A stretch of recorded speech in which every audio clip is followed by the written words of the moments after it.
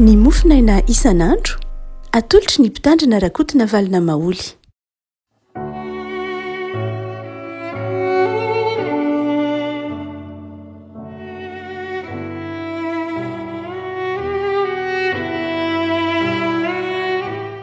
Fahamirahaba-tsika revako malala tratrety alakamisy 7 ny volana may ity.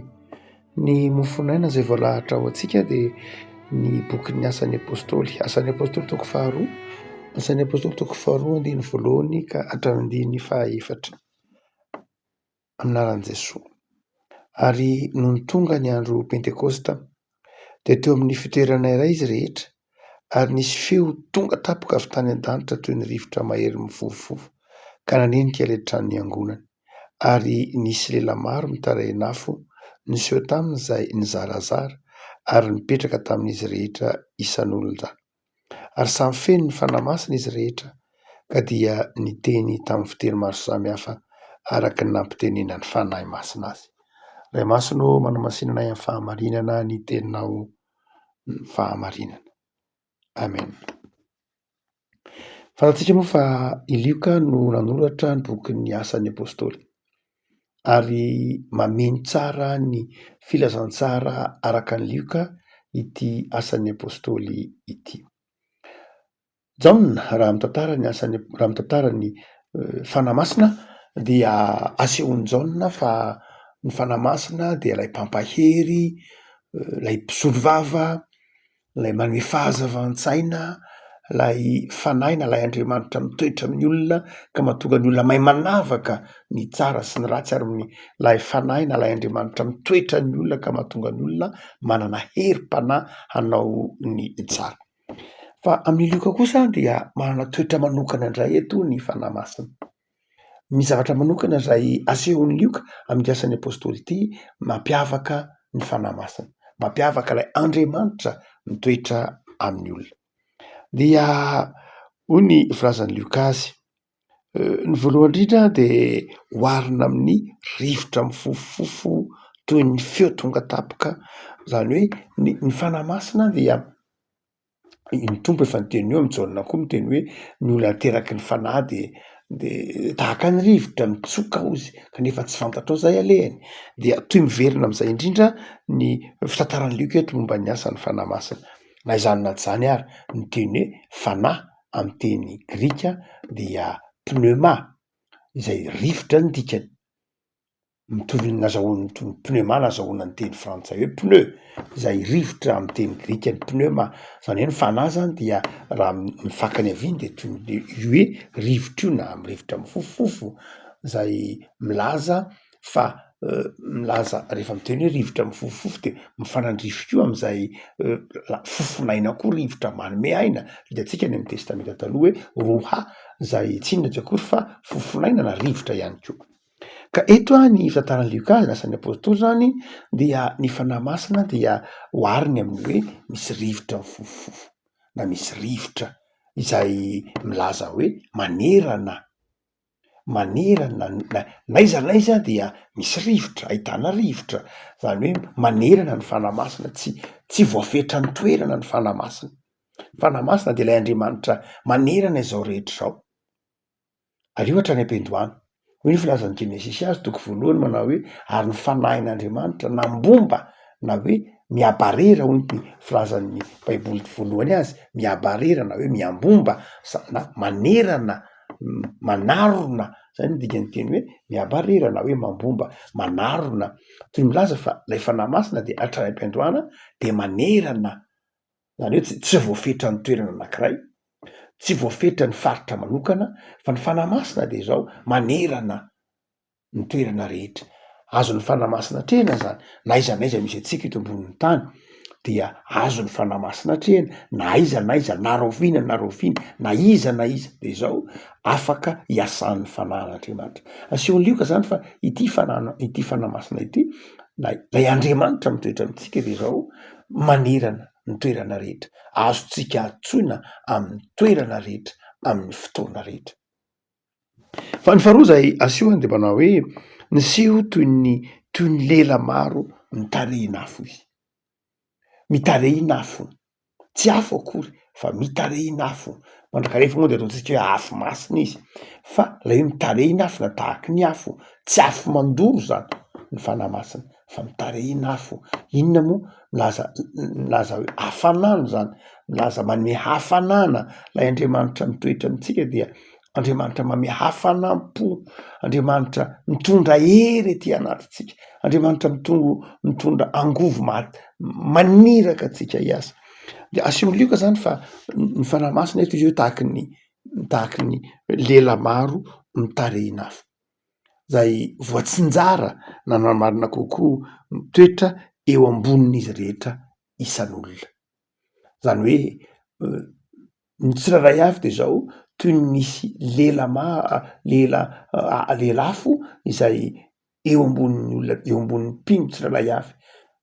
Lay endriky lay fanahy de mitovy daholo, saingy ny tsirairay dia samy nandray zany fanahy masina izany zay misary lela maro mitarehina afo. Io lay tenenin'ny Paoly amin'ny Korintianina 1:12 hoe zarazarainy ho samy hafa ny fanomezam-pahasoavana fa ny fanahy dia iray ihany. Zany hoe lay fanahy dia iray ihany, ny endrikany de iray ihany, samy nandray zany fanahy zany daholy, saingy lay fanahy rehefa jerena de zao lela mitarehina afo ihany. De afaka malala zava-dehibe zany ny afatry lioka eto amin'ny ampitainy amitsika momba ny fanahy masina, hoe ny fanahy masina de zao tsy anankiray hoe tokana ka dia iombonana, fa zao tokany saingy afaka mitoetra amin'ny olona tsirairay avy. Ny fanahy de iray ihany, saingy na de anankiray aza izy de zao fanahy iray ihany no mitoetra ao anatin'ny tsirairay. Manana ny fanahy masina ianao, manana ny fanahy masina tsika, manana ny fanahy masina, itoeran'ny fanahy masina ny fiangonantsika, itoeran'ny fanahy masina ny tokantrano tsirairay. Lay fanahy dia iray ihany, saingy fanahy iray ihany io nefa de zao mitoetra amin'ny olona rehetra.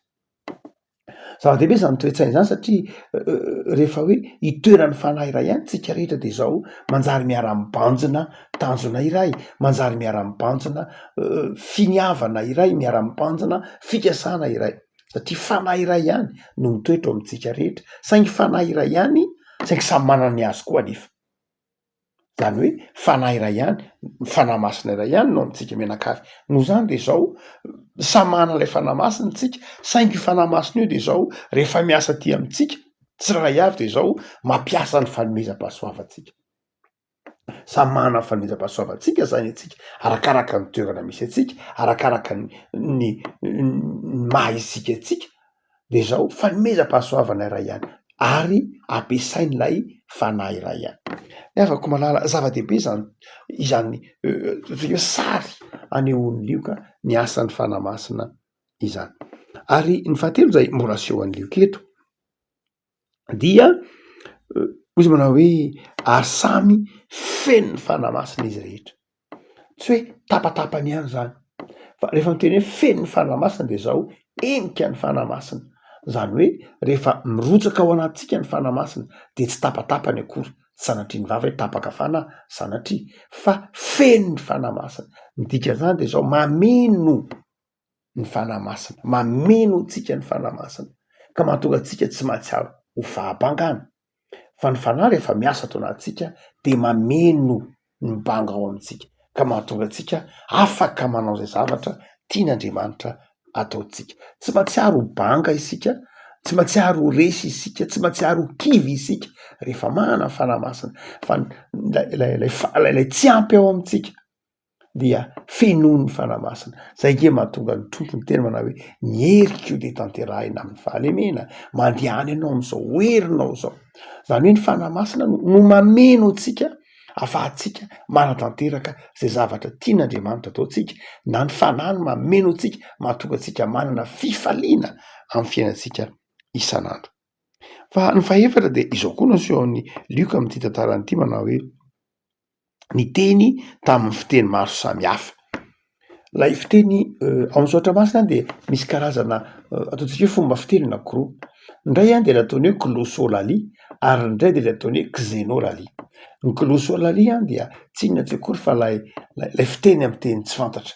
Io ara-baky teny io le tenenin'ny Paoly amin'ny Korintianina voalohany hoe toy ny fiteny toy ny tenin'anjely. teny na de miteny amin'ny fiteny anjery ala io le glossolalie fa lay xénolalie kosa lay fiteny zay fiteny-bahiny fiteny hoe fiteny samihafa zany ohatrany hoe teny frantsay, teny italiana, teny anglisy, teny sinoa sy ny sisa dia ireny karazana teny reny no antsoina hoe xénolalie teny-bahiny xénolalie eto an dia xénolalie ndesahan'ny asan'ny apôstôly zany hoe miteny amin'ny fiteny-bahiny zay mahatonga ny ery ambany reny manao hoe misy amin'izy ireo miteny amin'ny teny partiana, mediana, elamita, reo avy any Pamfilia, avy any Kapadokia, zany hoe miteny tamin'ny fitenin'ireo olona nanatrika rehetra ireo. Na fanahy masina de nampiteny ilay olona tamin'ny teny zay tsy hainy akory ary. Zany hoe raha ohatra ka nisy frantsay teo de niteny frantsay le olona na de tsy mpiteny frantsay azy izy, raha nisy italiana teo de niteny italiana le olona na de tsy nianatra teny italiana azy izy. Zany hoe nyteny lioka tantaraina eto a de izao manao hoe rava lay hevitry ny fisarahana. Tany amin'ny bokin'ny Genesis toko 1:10 rehefa tsy mifanarantsaina ny olona, nisaraka ny olona dia niteny tany fiteny samy hafa izy de nisaraka. Fa eto kosa mifanohitra amin'izay indray rehefa nirotsaka ny fanahy masina dia lasa nifankahazo teny ny olona, lasa tsy lay teny tsony ny olana fa lasa niombony izy ireo, lasa nifankahazo teny izy, tsy nifankahazo teny ihany izy fa lasa lay teny nampisaraka teo de zao rava ka lasa afaka ny teny ilay zavatra nampisaraka lay teny tsy hay lasa hay, lay teny nampisaraka tany aloha zany de zao lasa teny nampiombona indray aty amin'ny asan'ny fanahy masina. Zany hoe inona ny tian'lioka tenenina? Tian'lioka ny tenenina de zao manao hoe rehefa miasa ny fanahy masina de zay zavatra heverinao mampisaraka ary manjary mampiombona. Rehefa tena miasa ny fanahy masina de zao rava ny hevitry ny fisarahana. Fa matoa mivandravandra ny hevitry ny fisarahana de zao tsy miasa ny fanahy masina, na tsy avela hiasa ny fanahy masina, na tsy manaiky iasan'ny fanahy masina. Fa rehefa tena miasa ny fanahy masina de zao rava ny fisarahana, rava zay mety ho endrika mampisaraka rehetra.